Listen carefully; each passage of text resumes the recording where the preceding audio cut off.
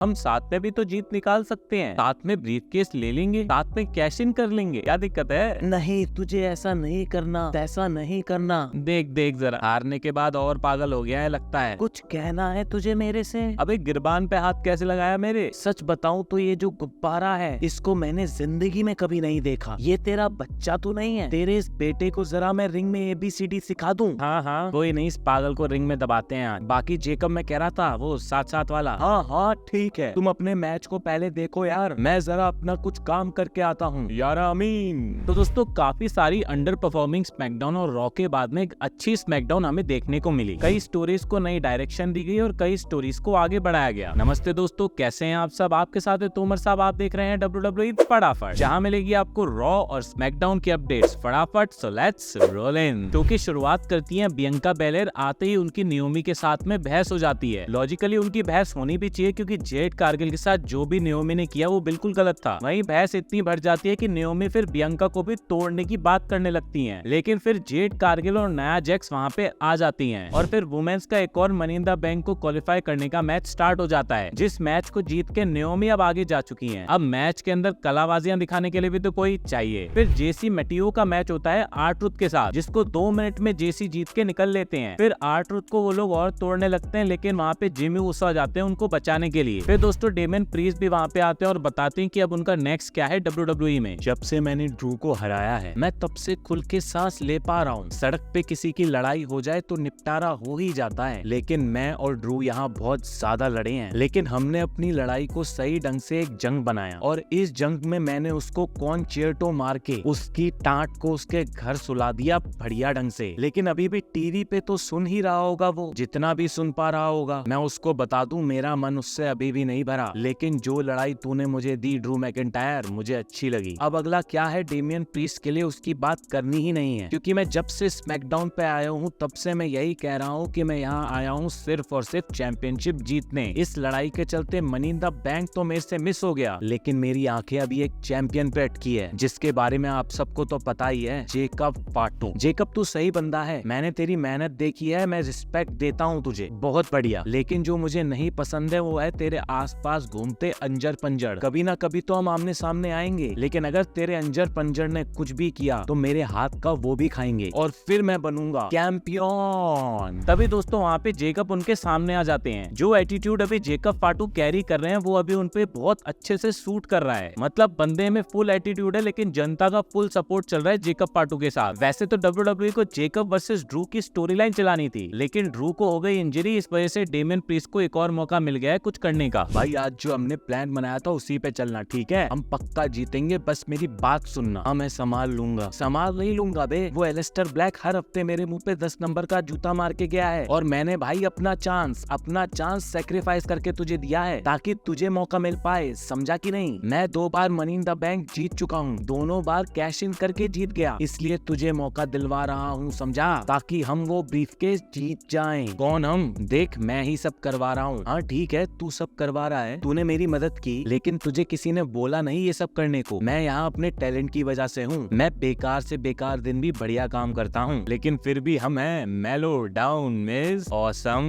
वहीं फिर Jacob फाटू, कार्मेलो hedge और अंद्रादे के बीच में मनी इन द बैंक में क्वालिफाई होने का मैच होता है। वैसे तो मैं इन तीनों बंदों को ही money in the bank match के अंदर चाहता था। आप सोचिए ये तीनों बंदे कितने एथलेटिक है, कितना कुछ कर सकते थे मैच के अंदर। मैच के बीच में जेकब और सोलो की फिर से बहस हो जाती है, और इस सब का फायदा उठा के अंद्रादे क्वालिफाई कर गए money in the bank match के अंदर। वहीं जेकब फाटू, सोलो सिकोआ और जेसी मेटोवा के बीच में काफी ज्यादा गर्मी बढ़ रही है। अब ये गर्मी कब पटेगी उसका पैटर्न अभी पता नहीं चला है। अबे क्या पागल हैं? पागलों की सरकार है यहाँ। कैसे भाई दिए हैं मुझे भगवान ने? भाई मैं बस मदद कर रहा था, आखिरी बार बता रहा हूँ, मुझे तेरी मदद नहीं चाहिए। भाई आज स्मैकडाउन में एले नाइट और एलिस्टर ब्लैक को भी आमने सामने दिखाया जाता है। अब हो सकता है कि इन दोनों के बीच में एक छोटी मोटी राइवलरी स्टार्ट हो जाए। भाई जैसा मैंने कहा था, चेल्सी ग्रीन ने मास्क तो पहन लिया है, लेकिन बंदी का मास्क बड़ा रंग बिरंगा बनाया गया। वहीं आज जेलिना वेगा और अल्बा फायर के बीच में मैच होता है, जिसको फिर से जेलिना वेगा जीत लेती है। वहीं चेल्सी ग्रीन फिर से रोती नजर आती है। मुझे लगता है कि अब इनकी राइवलरी खत्म हो चुकी है, क्योंकि जेलिना वेगा को अब जूलिया के सामने खड़ा करा जा रहा है। और वहीं आज भी फिर से सारी टेक टीम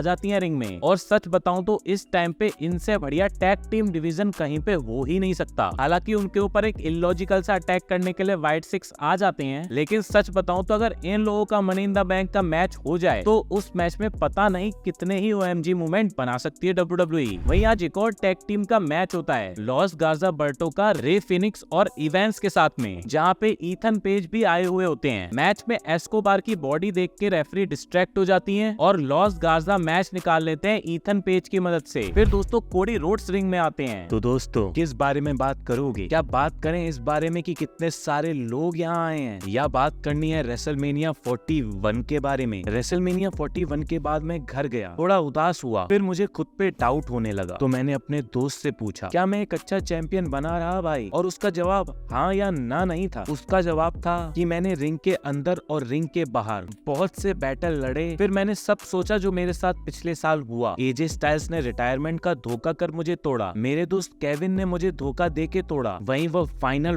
बॉस ने मेरी सोल मांगी, और फिर वो जॉन सीना, मैंने उस जॉन सीना को करते देखा जो उसने कहा था वो करेगा। उसने मुझे एक ऐसी जगह खड़ा कर दिया जहां मुझे सही और गलत में से चुनना था, और मैं वहां रुक गया। मुझे नहीं पता कि जॉन सीना रेसलिंग रुइन कर पाएगा कि नहीं, लेकिन अगर कर देता है तो उसके लिए मुझे भी कोसा जाना चाहिए। लेकिन अगर अभी वो जॉन सीना मेरी बात सुन रहा है तो मैं उसे बता दूं, अब की बार मैं नहीं रुकने वाला। मैं तुझे बता दूं, तेरे जितने भी दिन रहते हैं यहाँ, तू जो भी करता है यहाँ, हर चीज पे इन आंखों की नजर है, और मैं तेरा पिछवाड़ा चला के ही मानूंगा। सॉरी दोस्तों, कितने दिन बाद मैं स्मैकडाउन पे आया हूँ। मैं थोड़ा बहक गया था, इमोशनल हो गया था। अब स्मैकडाउन पे आया हूँ तो कुछ सरप्राइज भी लेके आया हूँ आपके लिए। दोस्तों जनता ईट ईट करने लगती है। क्या हुआ, कुछ खाना है तुमको जो ईट ईट कर रहे हो? और नहीं खाना तो खिलाने आ रहा है तुम्हारा हमारा सबका world heavyweight champion J Uso.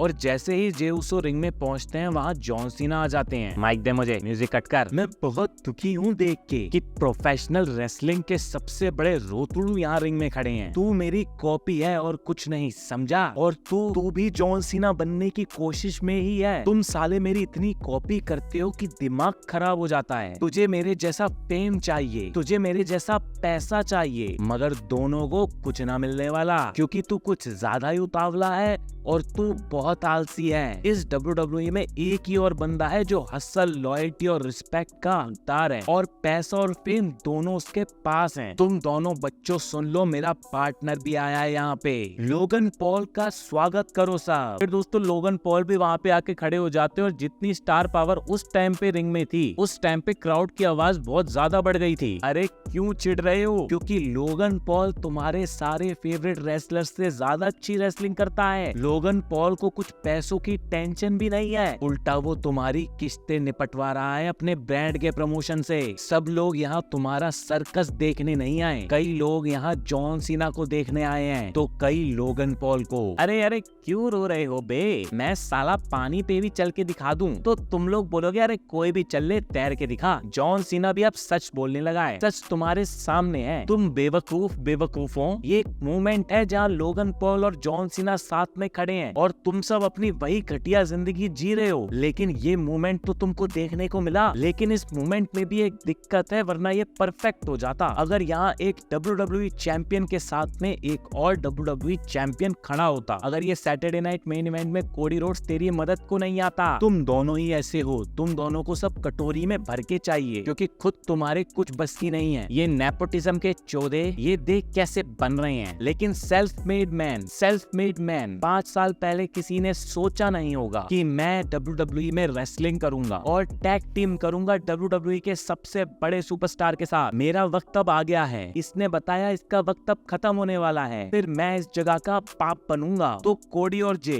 If you want some, come get some money in the bank में। ए, कौन रुकेगा मनी इन द बैंक तक? न्यूज निकालता हूँ तुम्हारी यहीं की यहीं आज तक। तभी दोस्तों जॉन सीना वहाँ से हटके जाने लगते हैं, तो लोगन पॉल उनसे बोलते हैं लड़ना बेन से। अरे क्या बात बात कर रहे हो कि बैक स्टेज जाके तू इसका पीस मेकर वाला हेलमेट चमकाएगा? फिर सब लड़ने लगते हैं और जेउस और कोडी रोड्स वहाँ पे अपर हैंड ले लेते हैं। वही कोडी रोड्स WWE चैंपियनशिप उठा लेते हैं और दोनों बंदे चैंपियनशिप फ्लॉन्ट करने लगते हैं। टू बी ऑनेस्ट बहुत टाइम बाद क्राउड को थोड़ा मजा आ रहा था किसी सेगमेंट के अंदर, और WWE ने ये भी दिखा दिया है कि कहीं ना कहीं जॉन सीना और लोगन पॉल के बीच में भी लड़ाई होनी है। वो मोमेंट जॉन सीना को बेबी फेस टर्न करने के लिए भी एक सही मोमेंट बन सकता है। मोस्ट प्रोबेबली इन दोनों का मैच सऊदी अरेबिया में हो सकता है, तो शायद हमको हिंट मिल चुकी है कि कब जॉन सीना असली में फेस टर्न करने वाले हैं। मनी इन द बैंक से ही शायद उनका फेस टर्न थोड़ा थोड़ा स्टार्ट भी हो जाए। ओवरऑल आज की स्मैकडाउन मुझे सही लगी क्योंकि सारी स्टोरीज को कुछ डायरेक्शन देने की कोशिश कर रही है अब WWE। बाकी दोस्तों ये तो थी आज की वीडियो, अब मिलते हैं आपसे नेक्स्ट वीडियो के साथ में, तब तक के लिए सायोनारा।